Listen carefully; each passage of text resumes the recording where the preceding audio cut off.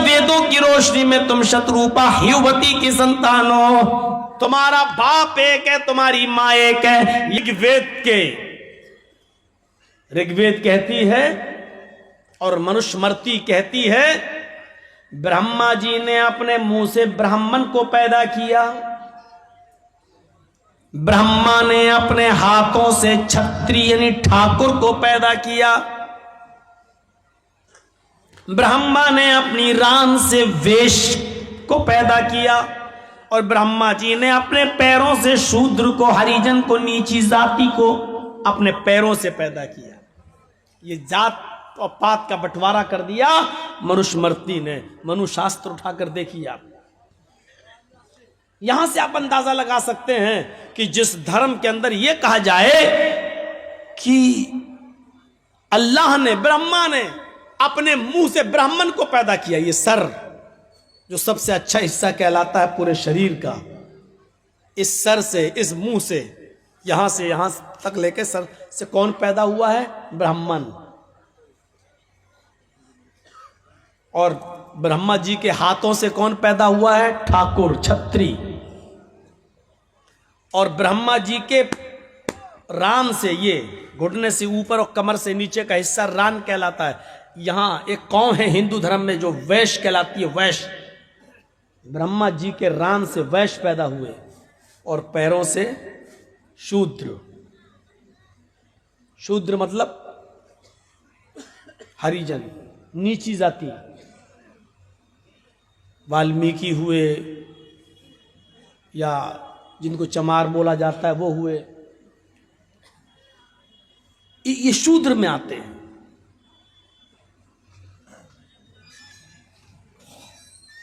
अब बताइए इस तालीम को कौन ग्रहण करेगा? एक तरफ ये तालीम और एक तरफ, हाय सारी दुनिया के इंसानों, हमने तुमको एक ही मर्द और एक ही औरत से पैदा किया, तुम्हारा बाप एक, तुम्हारी माँ एक। गौर कीजिए, दोनों तरफ तालीम में आप कुछ मुआजना कर रहे हैं, टेली कर रहे हैं। कंपेयर करिए, आप क्या महसूस कर रहे हैं? आप एक तरफ लिखा ब्रह्मा जी ने अपने मुंह से ब्राह्मण को पैदा किया और सबसे नीचे पैर, निचले हिस्से से शूद्र को पैदा किया। अब दोनों में फर्क देखिए, एक तरफ ब्राह्मण और एक तरफ नीची जाति शूद्र। अब दोनों की तालीम और शिक्षा मनुशास्त्र के मुताबिक देखिए। वेद पढ़ने का अधिकार सिर्फ ब्राह्मण को है। सुनिए, यदि हरिजन शूद्र अगर वेद पढ़ ले तो उसकी जबान काट डालो। देख रहे हैं आप, तालीम देखिए आप। मनुशास्त्र में लिखा है, मनुस्मृति में, वेद सिर्फ ब्राह्मण ही पढ़ सकता है। अगर शूद्र वेद पढ़ ले तो उसकी जबान काट डालो। क्यों? अगर वेद पढ़ लिया तो उसको असलियत मालूम हो जाएगी, वेद में तो छूत छात है नहीं। ये क्यों कर रहे हैं? तो ब्राह्मणों की चौकीदारी और ब्राह्मणों की हजारादारी खत्म हो जाएगी, ब्राह्मणों की फौकियत खत्म हो जाएगी, श्रेष्ठता खत्म हो जाएगी। इसलिए ब्राह्मण चाहते हैं कि ब्राह्मण ही पढ़े और दूसरा वेद से दूर रहे। कुरान इधर अल्लाह के नबी क्या कहते हैं? यहां वेद पढ़ने का अधिकार सिर्फ ब्राह्मण को, और यहां दीन हासिल करने का हक हर एक मुसलमान को। तलबुल इल्मी फरीज़तुन अला कुल्ली मुस्लिम। इल्म दीन का इल्म हासिल करना हर मुसलमान पर फर्ज है। हर मुसलमान, हर मुस्लिम, मर्द हो या औरत, खान हो, पठान हो, तुर्क हो, तेली हो, शेख हो, शेरशाहबादी हो, सुरजापुरी हो, अंसारी हो, किसी भी कास्ट का हो, हर एक पर इल्म दीन हासिल करना फर्ज है। इधर देखिए, कंपेयर कीजिए, आप टेली कीजिए और मिलाइए। अगर ब्राह्मण के अलावा शूद्र अगर वेद पढ़ ले तो उसकी जबान काट डालो। आगे देखिए, अगर वेद सुन ले तो उसके कानों में शीशा और तांबा पिघला के डाल दो, यानी उसको बहरा कर दो। इधर अल्लाह के नबी जनाब मोहम्मद रसूलुल्लाह फरमाते हैं, अगर किसी को कुरान पढ़ना नहीं आता है, अगर किसी को कुरान पढ़ना नहीं आता है لیکن وہ کسی کو پڑھتے ہوئے دیکھ رہا ہے اور بیٹھ کے سن رہا ہے تو سننے والے کو بھی اتنا ہی ثواب ملے گا جتنا پڑھنے والے کو مل رہا ہے. غور کیجیے آپ، وہ پڑھ رہا ہے سن رہا ہے، وہ پڑھنا جانتا، اس کو پڑھنے کا ثواب ہے. یہ چاہے نیچی قوم کا، پہلی بات تو اسلام میں کوئی نیچی قوم ہے ہی نہیں. نہ خان یہ کہہ سکتا ہے کہ میں انصاریوں سے افضل ہوں، نہ انصاری یہ کہہ سکتے ہیں کہ میں ترک سے افضل ہوں. نہیں، اسلام تو یہی مٹانا ہی آیا تھا. لیکن اس کے باوجود قرآن، اللہ کے نبی کیا کہتے ہیں، اگر نہیں آ رہا تو سیکھو، اور جو پڑھ رہا ہے اس کو سنو. سنو گے تو سننے پر بھی تمہیں ثواب. امام نماز پڑھاتا ہو، تراویح پڑھ رہا ہے، پڑھا رہا ہے، ہم اس کے پیچھے قرآن سن ہی تو رہے ہیں، ہم تھوڑی پڑھ رہے ہیں. وہ قرآن پڑھ رہا ہے، الف لام میم ذالک الکتاب لا ریب فیہ ھدی للمتقین، ہم اس کے پیچھے سن رہے ہیں، اس کو پڑھنے کا ثواب، ہمیں سننے کا ثواب.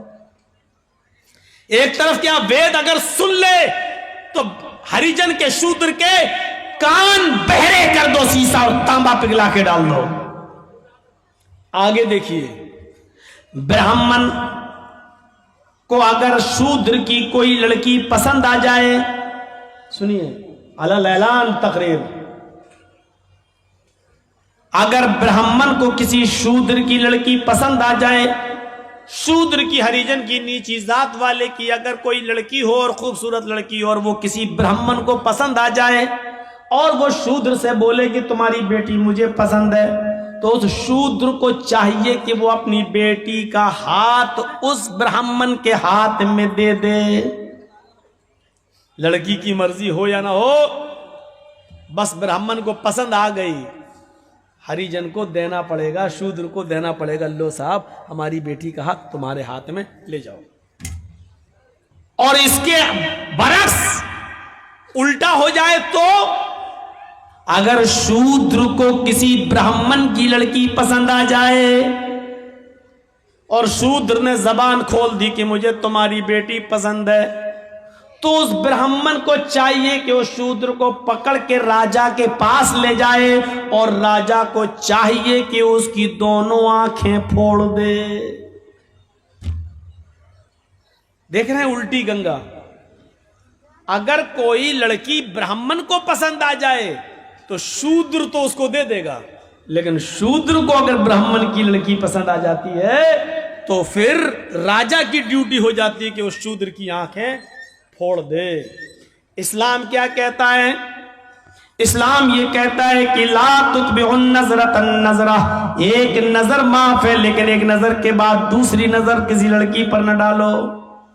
آپ چل رہے ہیں، کوئی وہاں سے آ رہی ہے، اچانک آنکھوں سے آنکھیں ٹکرا گئیں، نگاہ نیچی کر لو، یہ پہلی نظر معاف ہے، دوسری نظر معاف نہیں ہے.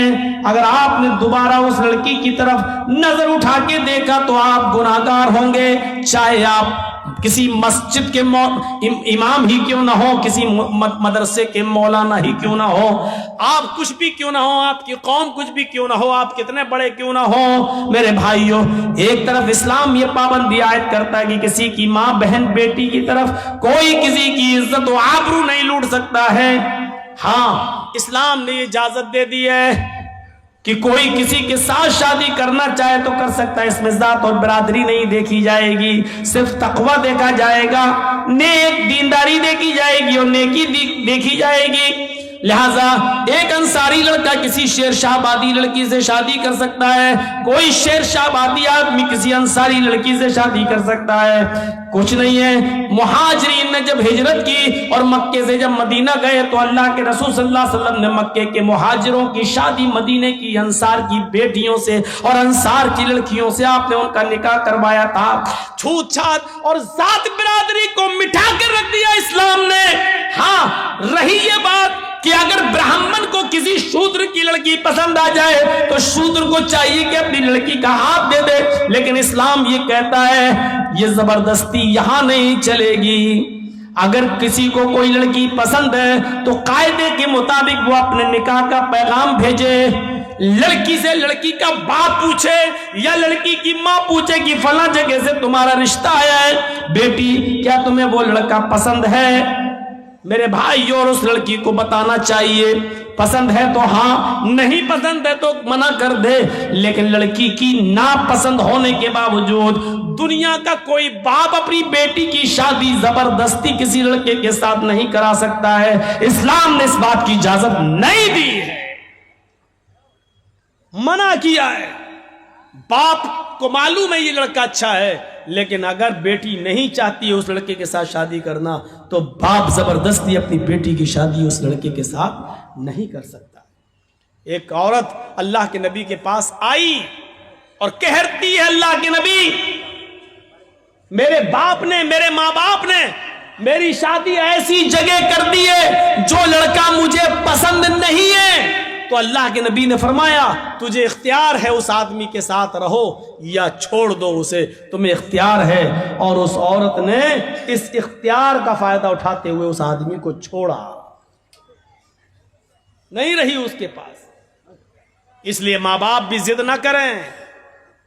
اسی لیے جب نکاح ہوتا ہے نا، نکاح، تو آپ نے دیکھا ہوگا لڑکی والے کے ہاں جاتے ہیں کچھ لوگ، اب تو کچھ لوگ نہیں، اب تو بہت سے لوگ جانے لگے، جس کا نام ہو گیا بارات۔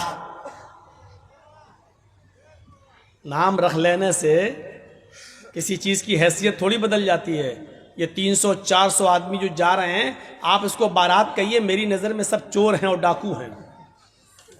کسی چیز، اب شراب کا نام دوا رکھ دو تو وہ دوا تھوڑی ہو جائے گی، شراب ہی رہے گی۔ پہلے زمانے میں جب شروع میں یہ بارات کی رسم کہاں سے نکلی ہے؟ یہ جو 300-400 آدمی ایک شہر سے دوسرے شہر جب شادی ہوتی تھی تو لڑکا اکیلا نہیں جاتا تھا، کیونکہ راستے میں قافلوں پر حملہ ہو جاتا تھا، ان کو لوٹ لیا جاتا تھا۔ اس لیے لڑکی کو حفاظت کے ساتھ اس لڑکے کے گھر پہ لایا جائے، اس لیے پہلے زمانے میں 100-150 آدمی لڑکی کے گھر جاتے تھے اور اس لڑکی کو خیریت سے لا کر اس لڑکے کے گھر پہنچا دیتے تھے، تاکہ راستے میں اس لڑکی کو کوئی لوٹ نہ لے، اس کے زیور کو کوئی لوٹ نہ لے، اس کے سامان کو کوئی لوٹ نہ لے۔ اور یہ نئی نویلی بیوی جو آ رہی ہے کہیں اس کو اپہرن نہ ہو جائے، اس لیے 100-150 آدمیوں کی بارات جاتی تھی۔ اس مقصد دوسرا تھا، وہیں سے یہ رسم نکلی۔ جب آپ چوری کا زمانہ ختم ہو گیا ہے، اب لوٹ پاٹ ایسی نہیں ہوتی ہے کہ راستے ہی میں دولہا اور دلہن کو پکڑ کے روک لیا جائے، لیکن وہی رسم و رواج ہندوؤں سے چلا آ رہا ہے اور یہ دھیرے دھیرے مسلمانوں کے اندر بھی سرایت کر گیا ہے۔ اب بھی 200, 250, 300 آدمیوں کی بارات جا رہی ہے۔ پہلے مقصد کچھ اور تھا، اب مقصد کچھ اور ہے۔ میرے پیارے ساتھیوں، تو میں نے وہی کہا کہ نام کے بدل دینے سے یا نام رکھ لینے سے حیثیت چینج نہیں ہو جاتی ہے، حیثیت چینج نہیں ہو جاتی۔ اب وہاں لڑکے کا نکاح ہونا ہے، جرجی صاحب بیٹھے ہیں، فارم بھر رہے ہیں، مہر وہر سب بھر دیا کتنا، لیکن لڑکے کا نکاح بھی نہیں پڑھا سکتے ہیں جرجی صاحب۔ آپ کو معلوم ہے یہ اصول ہے، یہ قانون ہے شریعت کا۔ جرجی صاحب لڑکے کا نکاح نہیں پڑھا سکتے ہیں جب تک پہلے لڑکی کی اجازت نہ لے لی جائے۔ ایک وکیل ہوتا ہے، 2 گواہ ہوتے ہیں۔ یہ وکیل اور یہ 2 گواہ لڑکی کے پاس اس کے گھر پہ جائیں گے اور اس سے پوچھیں گے کہ فلاں فلاں لڑکے کے ساتھ اتنے روپے مہر کے عوض تمہارا نکاح اس لڑکے کے ساتھ کیا جا رہا ہے۔ یہ بات چوری چھپے نہیں، تم سے آج بھی میں پوچھنے آیا ہوں، آج میں تمہارا جواب سننا چاہتا ہوں۔ ایسا تو نہیں کہ تم اپنے باپ کے پریشر میں آ کر اتنا بڑا قدم اٹھا رہی ہو کہ اپنی زندگی کسی کے حوالے کر رہی ہو، یا اپنی ماں کے پریشر میں یا اپنے بھائی کے پریشر میں آ کر یہ قدم اٹھا رہی ہو۔ نہیں، آج بتاؤ، وکیل اور گواہ کے سامنے بتاؤ، کیا وہ لڑکا تمہیں پسند ہے؟ وہ لڑکا، اس کا نام یہ، اس کی ولدیت یہ، اس کی عمر یہ، اور اتنے روپے یا اتنا سونا، اتنا چاندی، مہر، سکہ، رائج الوقت، علاوہ نان نفقہ آپ ان کے نکاح میں دی جا رہی ہیں۔ کیا آپ کو وہ لڑکا قبول ہے؟ اس موقع پر دیکھا جائے گا اس لڑکی کی اجازت کیا ہے۔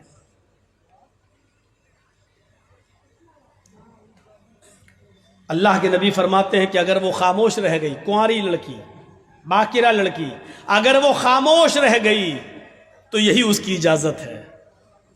اگر وہ خاموش رہ گئی یہی اس کی اجازت ہے. یہاں پر بھی جہالت ہوتی ہے. معلوم ہے کیا ہوتی ہے جہالت؟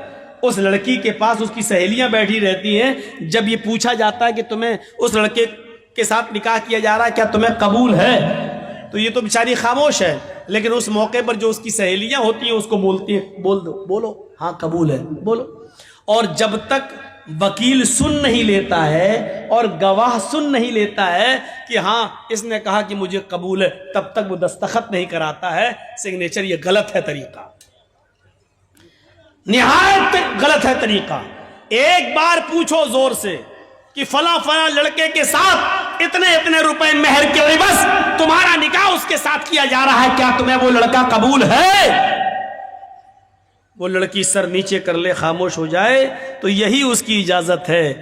اذنھا سماطھا، اس کی خاموشی ہی اس کی اجازت ہے بس. اور وہیں سے اس کے دستخط کروا لو. چلو نہیں بولے گی کوئی بات نہیں، چلو سائن کرو. اگر لڑکی نے سائن کر دیے یہ اس کی اجازت ہو گئی. اور اگر اس کو لڑکا پسند نہیں تو وہیں پر وہ کہہ سکتی ہے کہ مجھے پسند نہیں ہے یا میں نکاح نہیں کرنا چاہتی اس سے. پھر اس لڑکے کا نکاح کسی بھی قیمت پر نہیں ہوگا. لڑکے کا نکاح لڑکی کی اجازت کے بنا نہیں ہو سکتا ہے. اس لیے پہلے اسلام نے یہ پاور، یہ ادھیکار لڑکی کو دیا ہے. بارات لے کے تم پہنچ بھی گئے، تمہارے ساتھ 400 پیٹو بھی پہنچے ہوئے ہیں جو لڑکی والے کے ہاں کھانے کے لیے بھوکے بھیڑیوں کی طرح پہلے پہنچے ہوئے ہیں. اور نکاح سے پہلے ناشتے کا دور چلتا ہے، اور ناشتے کے دور نظر رکھی جاتی ہے کہ بعد میں زندگی بھر لڑکی کے باپ کو تانے مارے جائیں گے اگر ایک بھی مٹھائی میں کچھ گڑبڑی پیدا ہو گئی تو. تیرے باپ نے یہی بارات میں کھلایا تھا. اس لیے بیچارہ لڑکی کا باپ قرض ورز لے کر کسی طریقے سے بھوکے بھیڑیوں کا پیٹ بھرتا ہے اور اچھا سے اچھا کھلانے کی کوشش کرتا ہے تاکہ یہ بھیڑیے بعد میں منہ نہ کھولیں. الٹا سی برا ہنسی آ رہی ہے. بارات میں آپ ہی لوگ تو جاتے ہو اور ہنس رہے ہو یہاں بیٹھ کر. یہ بھوکے بھیڑیے کون ہیں؟ ہم اور آپ ہی تو ہیں. سسٹم بدلیے، سسٹم بدلیے.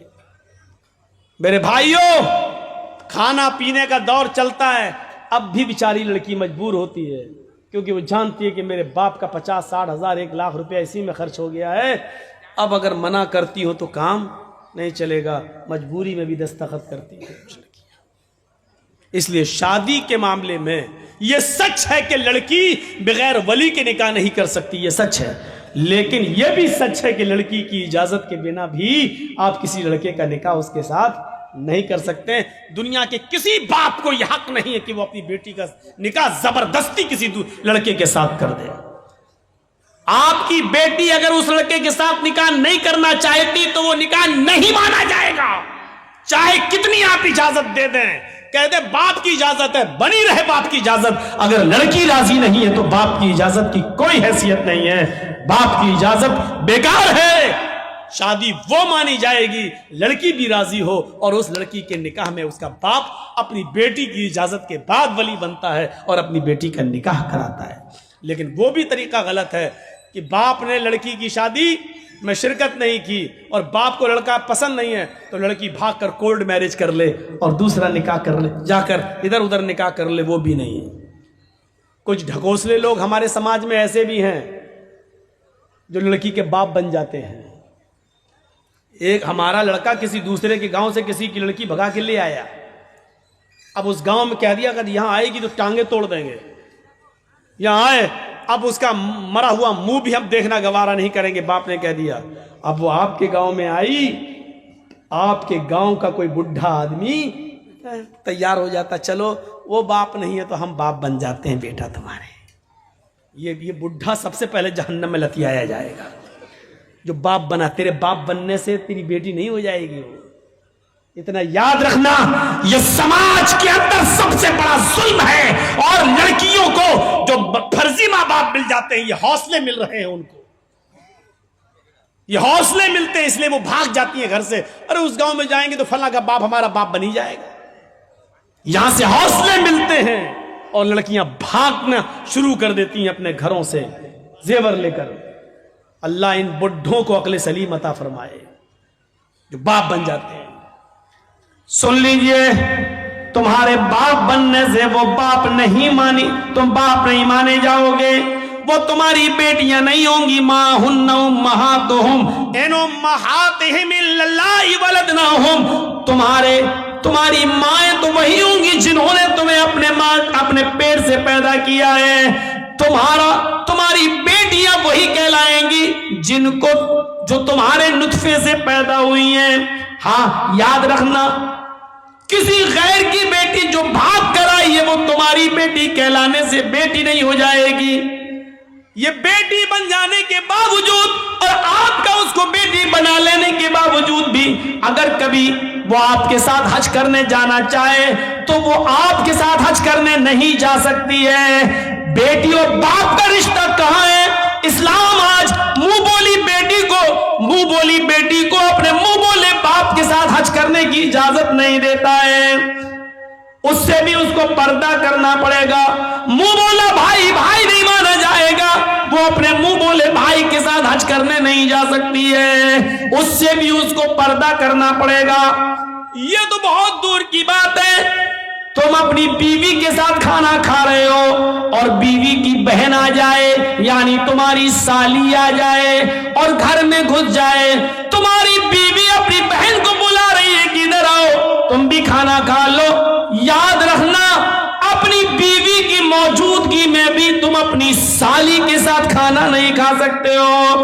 اپنی بیوی کی پرمیشن کے باوجود اپنی سالی کو موٹر سائیکل پہ بٹھا کر بازار نہیں لے جا سکتے ہو. اس کو اس کی سسرال چھوڑنے نہیں جا سکتے ہو. اس کو اسکول چھوڑنے نہیں جا سکتے ہو. اگر سسر نے بھی اجازت دے دی کہ میرے داماد جی اپنی سالی کو ذرا اسکول چھوڑاؤ, وہ کالج میں پڑھنے یا پڑھانے جاتی ہے, بیوی کی اجازت کے باوجود, سسر کی اجازت کے باوجود بھی آپ نہیں جا سکتے ہیں. اور ان کی اجازت کے باوجود آپ ایسا کر رہے ہیں تب بھی حرام ہے, حرام ہے, حرام ہے, ناجائز ہے, ناجائز ہے, ناجائز ہے. پردہ رہے گا. سالی کو بھی پردہ کرنا پڑے گا اپنے بہنوئی سے. یہاں تو سالیاں سب سے زیادہ بہنوئیوں سے مذاق کرتی ہیں. وہ جوتا کون چھپاتا ہے؟ یہ رسم کہاں سے نکلی ہے؟ بات تھوڑی سی گھوم گئی اور ادھر نکل گئی. تو میں کہنا یہ چاہ رہا تھا میرے بھائیوں, ایک طرف یہ چیز ہے کہ شودر کی بیٹی اگر برہمن کو پسند آ جائے تو شودر کو دینا پڑے گی, لیکن برہمن کو شودر کی بیٹی پسند آ جائے تو, اور شودر کو پسند آ جائے تو راجا کو چاہیے کہ اس کی آنکھ پھوڑ دے. یہ ظلم, یہ ستم دیکھیے, یہ ظلم اور یہ ستم. آسانیاں پیدا کرو نکاح کے اندر تاکہ لوگ جن کے گھروں میں بیٹیاں بیٹھی ہوئی ہیں ان کے نکاح ہو جائیں. آج ایک موٹر سائیکل نہیں ہے دینے کے لیے, اس لیے اس کی عمر بڑھتی جا رہی ہے. اس لڑکی کی عمر اتنی بڑھ رہی ہے کہ اس کی دوسری بیٹی بھی شادی کے لائق ہو گئی ہے, لیکن ابھی بڑی بیٹی کا نکاح نہیں ہوا ہے. تب تک دوسری بیٹی جوان ہو گئی ہے, اس کو بھی ایک موٹر سائیکل چاہیے داماد کو دینے کی. کیا سماج اس کا ذمہ دار نہیں ہے؟ ہر گاؤں میں ایک مدرسہ چلا لیتے ہو, ہر گاؤں میں مسجدیں بنا لیتے ہو, اس کی کمیٹیاں بن جاتی ہیں. کیا گاؤں میں ایسی جوان بیٹیاں نہیں بیٹھی ہوئی ہیں جن کی عمریں بڑھتی جا رہی ہیں اور جہیز نہ ہونے کی وجہ سے میرے پیارے ساتھیوں ان کے نکاح نہیں ہو رہے ہیں؟ سماج یہاں کہاں چلا جاتا ہے؟ یہاں سماج کیوں سوتا ہے؟ ان غریب لڑکیوں کی شادی کا انتظام سماج کے پاس کیوں نہیں ہے؟ ان کا گھر بسانے کا انتظام کیوں نہیں ہے؟ کیا اللہ کے نبی جناب محمد رسول اللہ صلی اللہ علیہ وسلم ساموہک وواہ کا پرچلن نہیں چلایا کرتے تھے؟ یہ تنظیم نہیں چلاتے تھے؟ میرے بھائیو, اللہ کے نبی جس کو جہاں بھیجتے تھے اور کہتے تھے کہ فلاں گھر والوں سے کہنا کہ اللہ کے نبی نے مجھے بھیجا ہے اور آپ کے گھر میں ایک بیٹی ہے, وہ مجھ سے شادی کرانا چاہتے ہیں, آپ ان کی شادی کر دیجئے. آپ نے جلیبیب کا واقعہ سنا ہوگا. जुलेबीब जो शक्ल सूरत में बहुत ज्यादा काले कलूटे थे, वो जुलेबीब जिनकी शक्ल सूरत जो लड़की देखती निकाह का पैगाम ठुकरा देती और निकाह करने से मना कर देती। अल्लाह के नबी ने एक मर्तबा जुलेबीब से कहा, जुलेबीब क्या बात है, तुम्हारी उम्र बढ़ती जा रही है और तुम निकाह नहीं कर रहे हो। जुलेबीब ने अपनी बात बताई कि अल्लाह के रसूल ऐसा ऐसा मामला है, मैं जिस घर में पैगाम भेजता हूँ जब लड़की मेरी शक्ल देखती है तो निकाह का इनकार कर देती है। आपने कहा जाओ फला फला मदीने के फला फला घर में जाओ, वहां एक बहुत ही खूबसूरत एक सहाबी की बेटी रहती है, उस सहाबी से कहना कि मुझे अल्लाह के रसूल ने भेजा है और मेरा ये लेटर, मेरा ये खत उसको दे देना, मैं इसमें तुम्हारे निकाह की बात लिख रहा हूं। जुलेबीब अल्लाह के नबी सल्लल्लाहु अलैहि वसल्लम का लिखवाया हुआ खत जुलेबीब लेकर जाते हैं और मदीने के उस घर में पहुंचते हैं जिस घर के अंदर एक लड़की है और वो भी बहुत खूबसूरत अंसारी बेटी। जुलेबीब ने उसके घर का दरवाजा खटखटाया, लड़की का बाप बाहर निकला, दरवाजा खोला, उसने कहा हाँ बोलो जुलेबीब कैसे आना हुआ। जुलेबीब ने कहा सलाम वालेकुम, सहाबी ने कहा वालेकुम अस्सलाम। आना कैसे हुआ? ये लेटर दिया जनाब मोहम्मदुर रसूलुल्लाह ने। सहाबी ने जब वो लेटर पढ़ा तो उसमें लिखा हुआ है हाज़िही रिसालतुम मिन जानिब मुहम्मद रसूलिल्लाह सल्लल्लाहु अलैहि वसल्लम, ये खत मुहम्मदुर रसूलुल्लाह की तरफ से दिया जा रहा है। आपने उस सहाबी का नाम लिखकर कहा तुम्हारे घर में एक बेटी है, मैं जानता हूं कि वो बेटी भी बालिग हो चुकी है और तुम कहीं ना कहीं उसका निकाह करने वाले हो। मेरी नजर में जुलेबीब बहुत नेक लड़का है, लिहाजा अपनी बेटी का निकाह जुलेबीब से कर दो। और ये मैं तुम्हें मशवरा नहीं दे रहा हूं बल्कि ये मेरा हुक्म है कि तुम अपनी बेटी का निकाह जुलेबीब से कर दो। जुलेबीब का चेहरा देखता वो सहाबी, कहता ये कैसे हो सकता है, बेटी मेरी है और जुलेबीब की शक्ल सूरत इतनी भयानक, इतनी काली शक्ल सूरत ऐसी। कहता हरगिज नहीं, मैं अपनी बेटी का हाथ तुम्हें कैसे दे दूं। जुलेबीब कहते हैं मैं कहां कह रहा हूं, मुझे तो अल्लाह के रसूल ने ये लेटर देकर भेजा है। अंदर से जब लड़की जुलेबीब की और अपने बाप की बहस सुनती है तो थोड़ा सा बाहर निकल के आती है और कहती है अब्बू जान क्या बात है। कहा बेटी ये अल्लाह के नबी ने लेटर दिया है। बेटी ने जब वो लेटर पढ़ा तो लेटर पढ़ने के बाद कहती है अब्बू जान इससे तो मैं भी निकाह नहीं करना चाहती, लेकिन लेटर में तो लिखा हुआ है कि ये मेरा हुक्म है, मशवरा नहीं। अल्लाह के रसूल का हुक्म अगर हमने नहीं माना तो हमारी आखिरत भी बर्बाद हो जाएगी और दुनिया भी बर्बाद। नबी अकरम का फैसला हमें हर हाल में मानना है। मैं भी नहीं चाहती हूं कि इस आदमी से निकाह करूं, लेकिन मोहम्मदुर रसूलुल्लाह का फरमान है इसलिए आमन्ना सद्दकना, हमें मानना पड़ेगा। अल्लाह के नबी ने कहा होता मशवरा है तो मैं नहीं भी मानती, लेकिन ये तो हुक्म है मशवरा नहीं, इसलिए मानना पड़ेगा। बाप ने कहा बेटी क्या बात करती हो, जरा इसकी शक्ल तो देखो, इसका चेहरा तो देखो, इस आने वाले को तो देखो, इसकी शक्ल की तरफ तो जाओ। बेटी जो जवाब देती है उसको उर्दू के एक शायर ने यूं नकल किया है कि बेटी बोलती है नहीं नहीं। कहा अब्बू ने बेटी इस आने वाले की तरफ देख। बेटी कहती है न आने वाले को देख, न जाने वाले को देख, न आने वाले को देख, न जाने वाले को देख, देखना ही है तो खत के भेजने वाले को देख। बाप ने कहा बेटी माना तेरी बात सही है, लेकिन जरा इसकी शक्ल सूरत तो देखो, बेटी तू कैसे इसके साथ रहेगी। बेटी कहती है माना कि शक्ल है इसकी बदसूरत, माना कि शक्ल है इसकी बदसूरत और जिस्म है इसका मांद, माना कि शक्ल है इसकी बदसूरत और जिस्म है इसका मांद, मगर खत का भेजने वाला तो है 14वीं का चांद। मुझे इससे क्या मतलब, मुझे तो हुक्म रसूल की पाबंदी करना है, जनाबे मोहम्मद रसूलुल्लाह की बात मानना है। پھر لڑکی کا باپ مجبور ہوتا ہے بیٹی اگر تو تیار ہے تو پھر میں بھی تیار ہوں, میں بھی اپنی آخرت برباد نہیں کرنا چاہتا. اور اس باپ نے اپنی بیٹی کا نکاح اللہ کے رسول کے بھیجے ہوئے اس قاصد حضرت جلیبیب سے اپنی بیٹی کا نکاح کر دیا.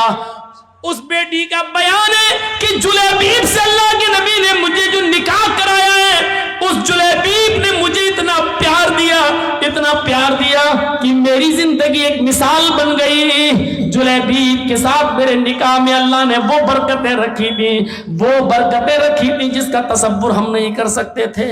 تو میرے پیارے ساتھیوں, حکم رسول دیکھو, شادی کے اندر آسانیاں پیدا کرو, اپنی بچیوں کے لیے بھی اور اپنے بیٹوں کی شادیوں میں بھی آسانیاں پیدا کرو. اللہ کے نبی نے فرمایا سب سے بابرکت نکاح وہ ہے جس کے اندر خرچہ سب سے کم ہو. حدیث دیکھ رہے ہیں, سب سے بابرکت نکاح وہ ہے, سب سے زیادہ برکت والا نکاح وہ ہے جس میں خرچہ سب سے کم ہو. اس کا الٹا مفہوم کیا ہوگا؟ آپ نے کبھی سوچا؟ اس کا الٹا مفہوم نکالو تو کیا ہوگا؟ سب سے زیادہ برکت والی شادی وہ ہے جس میں خرچہ سب سے کم ہو. تو اس کا مطلب کیا ہوا؟ جس شادی میں خرچہ جتنا زیادہ ہوگا اس شادی میں برکت اتنی ہی کم ہوگی. آج دیکھ لو, بڑے بڑے خرچ کرنے والے اور بڑے بڑے میرج ہال بک کرنے والے, لاکھوں روپے کا ڈیکوریشن کرانے والے, بڑے بڑے میرج ہال بک کرا کے اپنی بیٹیوں کی شادی کرنے اور بیٹوں کی شادی کرانے والوں کو آپ دیکھو گے شادیاں زیادہ دن ٹکتی نہیں ہیں, فوراً 1-2 سال کے بعد طلاقوں کی نوبتیں آ جاتی ہیں. کیوں؟ برکت کیوں نہیں ہو رہی ہے؟ وہ نکاح کا تصور ہی ختم ہو گیا ہے. اللہ کے نبی کے زمانے کا نکاح دیکھیے آپ, آپ تصور کریں گے ایسا نکاح؟ ایک عورت آئی اور اللہ کے نبی کے پاس آ کر بیٹھ گئی. اس کے نہ باپ تھے, نہ بھائی تھا, کوئی نہیں تھا, چچا کوئی نہیں تھا. اب وہ چاہتی تھی کہ میں اللہ کے رسول کی بیوی بن جاؤں, میرا نکاح اللہ کے رسول کے ساتھ ہو جائے. وہ آئی, اللہ کے رسول چند صحابہ کے ساتھ بیٹھے ہوئے تھے. تصور کیجئے آپ, دیکھیے ادھر, اللہ کے نبی کے پاس آئی اور بیٹھ گئی. اللہ کے نبی نے کہا کیوں, تم کیسے آئی ہو؟ تو کہتی ہے انی احب لک, اے اللہ کے رسول میں اپنے آپ کو ہبہ کر رہی ہوں, یعنی میں آپ کے ساتھ نکاح کرنا چاہتی ہوں. اللہ کے نبی خاموش رہے. اس نے دوبارہ کہا, آپ پھر خاموش رہے. اس نے تیسری بار کہا اللہ کے رسول میں آپ سے شادی کے لیے آئی ہوں, نکاح کرنا چاہتی ہوں. تو صحابی بیٹھے ہوئے تھے بغل میں, کہتے ہیں اللہ کے رسول یہ عورت 3 بار کہہ چکی میں آپ سے نکاح کرنا چاہتی ہوں, آپ کچھ بول ہی نہیں رہے. ارے کرنا ہو تو کریے, نہیں کرنا ہو تو جواب دے دیجئے. آپ نے کہا کہ نہیں میں تو نہیں کر سکتا, میری کافی ہے, اب مجھے ضرورت نہیں ہے کسی اور بیوی کی, اب میں شادی نہیں کر سکتا. تو جھٹ سے وہ صحابی جو بیٹھے تھے کہنے لگے اللہ کے رسول آپ کو ضرورت نہیں ہے لیکن مجھے تو ضرورت ہے, اگر آپ نہیں کر سکتے تو میرے ساتھ کر دیجئے. وہیں بیٹھے, تصور دیکھیے, پہلے وہ آپ سے کرنا چاہتی, آپ نہیں میں تو نہیں کر سکتا, تو پھر میرے ساتھ کرا دیجئے. تو اللہ کے رسول نے اس عورت سے پوچھا دیکھو میں تو نہیں کر سکتا, یہ تم سے کرنا چاہتے ہیں, تم بھی ایک نظر ان کو دیکھ لو, اگر یہ پسند ہو تو تم ان کے ساتھ کر سکتی ہو اگر تمہیں ضرورت ہے. تو وہ کیا کہتی ہے, آئی تو تھی آپ کے لیے, لیکن اگر آپ نہیں کر رہے ہیں تو کوئی بات نہیں, زبردستی تھوڑی ہوتی ہے شادی. اگر آپ نہیں کر رہے ہیں تو کوئی بات نہیں, مجھے تو گھر بسانا ہے, اس کے ساتھ ہی میں کر لوں, آپ کر سکتے ہیں اس کے ساتھ میرا نکاح.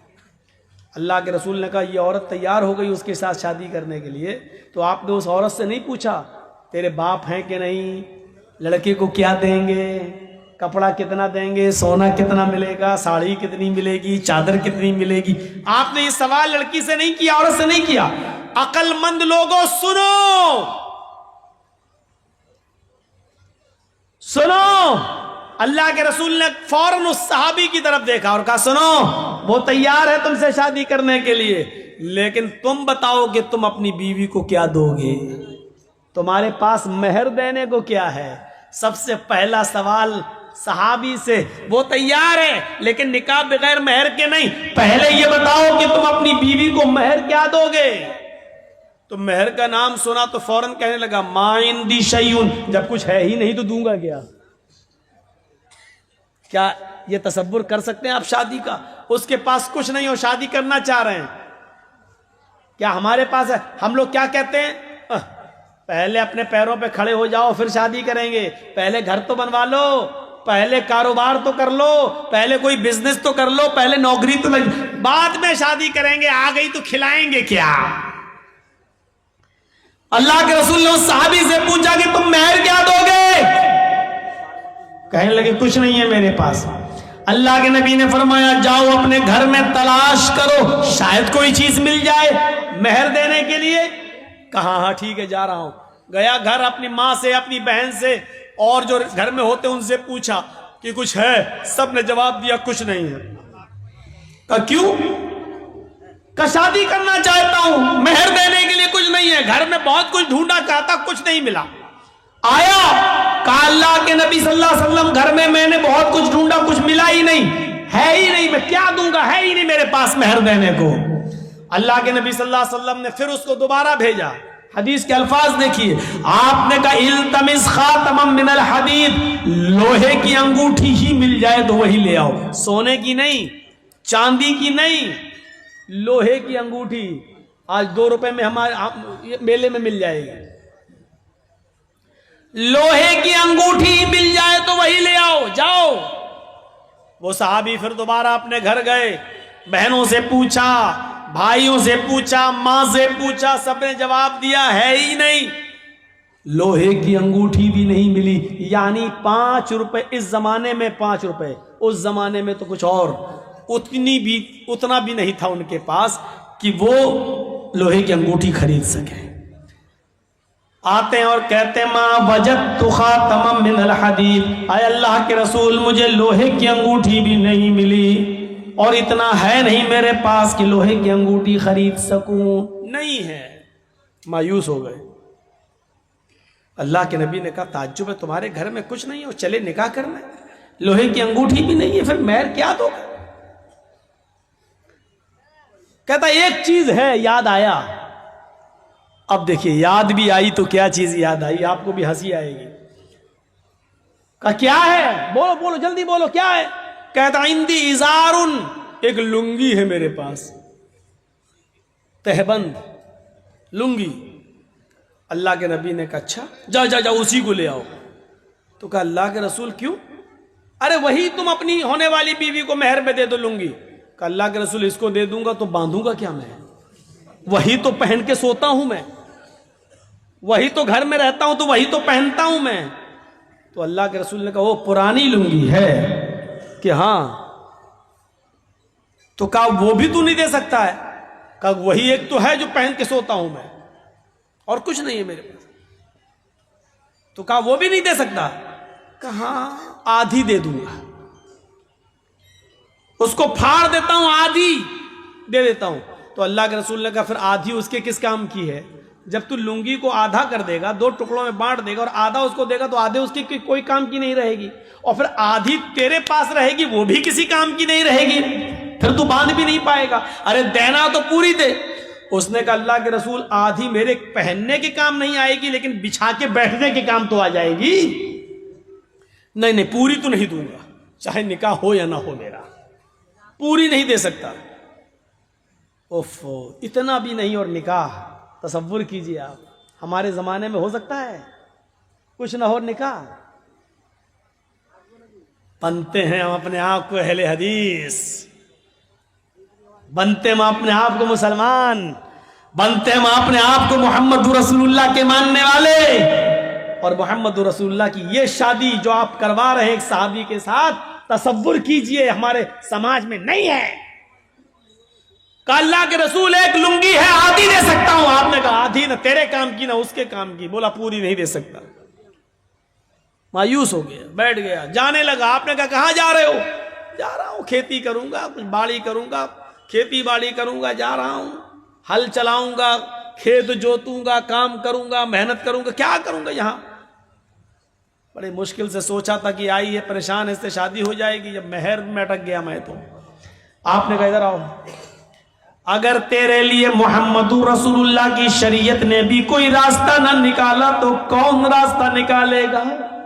پھر تیرے لیے کون سا مذہب راستہ نکالے گا؟ پھر کون سا دین تیرے لیے راستہ نکالے گا؟ کیا کسی کے پاس کچھ بھی نہ ہو تو کیا اس کو شادی کرنے کا حق نہیں ہے؟ کیا اس کو اپنی پاکیزگی کے ساتھ زندگی گزارنے کا حق نہیں ہے؟ بیٹھو، بیٹھ گئے۔ آپ نے کہا یہ بتاؤ تمہیں قرآن کتنا یاد ہے؟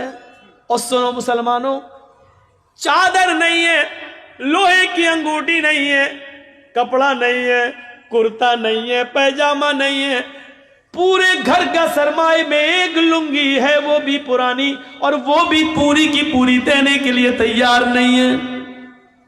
سونا نہیں، چاندی نہیں، کپڑا نہیں، دولت نہیں، ان سب چیزوں سے وہ دور تھا۔ لیکن جب اللہ کے نبی نے اس سے پوچھا کہ تمہیں قرآن کتنا یاد ہے بتاؤ، تو جھٹ سے بولا اے اللہ کے نبی قرآن میں ہمیں سورہ ملک یاد ہے، سورہ حشر یاد ہے، سورہ نبا یاد ہے، سورہ حاقہ یاد ہے، سورہ جمعہ یاد ہے، سورہ منافقون یاد ہے، سورہ قیامہ یاد ہے۔ آپ نے کہا کہ تمہیں اتنی صورتیں منہ زبانی یاد ہے؟ فرمایا ہاں۔ کہا پھر بھی کہہ رہے ہو کہ میرے پاس کچھ نہیں ہے، تمہیں یہ صورتیں یاد ہیں؟ کہا کیا تم یہ صورتیں اپنی ہونے والی بیوی کو سکھا دو گے؟ کیا اس کو بھی یاد کرا دو گے؟ کہا ہاں، اس میں کیا بڑی بات ہے، جو ہمیں یاد ہے وہ اس کو بھی یاد کرا دوں گا۔ آپ نے فوراً اس عورت سے کہا اے اللہ کی بندی، تیرے ہونے والے شوہر کے پاس مال نہیں ہے، سونا نہیں ہے، چاندی نہیں ہے، انگوٹھی نہیں ہے، کپڑا نہیں ہے، ساڑی نہیں ہے، زیورات نہیں ہے تجھے دینے کے لیے، لیکن ہاں اس کے پاس قرآن کی صورتیں جو تجھے یاد کرا سکتا ہے۔ کیا میں انہی قرآن کی صورتوں کو مہر بنا دوں اور یہ مہر تو قبول کر لے، یہی صورتیں تیری مہر ہو جائیں؟ یعنی تیرا شوہر تجھے یہ صورتیں یاد کرا دے، تیرا پتی تجھے یہ صورتیں یاد کرا دے اور تو اسی کو اپنا مہر مان لے، کیا یہ ممکن ہے؟ کیا تو ایسا کر سکتی ہے؟ کیا مہر میں تو ان صورتوں کو لے سکتی ہے؟ چیخ پڑی اے اللہ کے نبی بس کیجئے، بس کیجئے، جس عورت کے نکاح میں قرآن کی صورتیں مہر بن جائیں، جس عورت کی نکاح میں قرآن کی آیتیں، قرآن کی صورتیں مہر بن جائیں، اس سے زیادہ بابرکت نکاح کس کا ہو سکتا ہے؟ اس سے زیادہ خیر و برکت والا نکاح کس کا ہو سکتا ہے؟ پھر اللہ کے نبی صلی اللہ علیہ وسلم نے کھڑے ہو کر نکاح پڑھا دیا اور اس عورت کو خود قاضی بن گئے، اور اس کے چونکہ باپ نہیں تھے، ماں نہیں تھی، چچا نہیں، بھائی نہیں، کوئی نہیں تھا، تو خود اللہ کے نبی صلی اللہ علیہ وسلم اس کے ولی و سرپرست بن گئے۔ جس کا کوئی نہ ہو تو قاضی ولی بن سکتا ہے، نکاح پڑھانے والا ولی بن سکتا ہے۔ پھر اللہ کے نبی صلی اللہ علیہ وسلم اس کے ولی بن گئے، اس کے سرپرست بن گئے، اور آپ نے اس عورت کا نکاح اسی جگہ پر کر دیا ہے۔ نہ باراتیوں کا پتہ تھا، نہ ہاتھ میں مہندی لگائی گئی ہے، نہ ہلدی ملی گئی ہے، نہ اوٹنا ملا گیا ہے، نہ لڑکی والے لڑکے دیکھنے آئے ہیں، نہ لڑکے والے لڑکی دیکھنے، نہ چوروں کا پتہ، نہ ڈاکوؤں کا پتہ، نہ جہیز کا پتہ۔ میرے پیارے ساتھیوں، اسی جگہ شادی ہوئی ہے اور اسی جگہ سے رخصتی ہو گئی ہے۔ یہ سادہ والی شادی کے چرچے 1400 سال کے بعد آج بھی ہو رہے ہیں اور قیامت تک انشاءاللہ ہوتے رہیں گے۔ تمہاری شادیاں اتنی مہنگی کہ شیطان بھی پناہ مانگے۔ بتائیے اس کے چرچے کتنے دن ہوتے ہیں؟ زیادہ سے زیادہ 1 مہینہ، 2 مہینہ، 1 سال۔ پھر طلاق کی نوبت آ جاتی ہے تو یہ ہوتا کتنا خرچ کیا تھا، دیکھو آخر کیا ہوا ہے اس شادی کا حال۔ میرے بھائیوں، اتنی سنجیدگی کے ساتھ کی گئی شادی کے چرچے 1400 سال کے بعد ہو رہے ہیں اور قیامت کی صبح تک ہوتے رہیں گے، کیونکہ ہمیشہ سادگی کے چرچے ہوتے ہیں، ہمیشہ سادگی مثال بنتی ہے، ہمیشہ سمپلٹی مثال آئیڈیل بنتی ہے۔ میرے بھائیوں، شہرت اور ریا نمود میرے بھائیوں آئیڈیل نہیں بنتی ہے۔ نکاح آسان کرو، نکاح آسان کرو۔ یہ آسان شادیاں تھیں، ہیرو ہونڈا، یاما، اور آج کل کون کون سی چلنے لگی، اپاچے، اور ہم تو چلانا بھی نہیں جانتے۔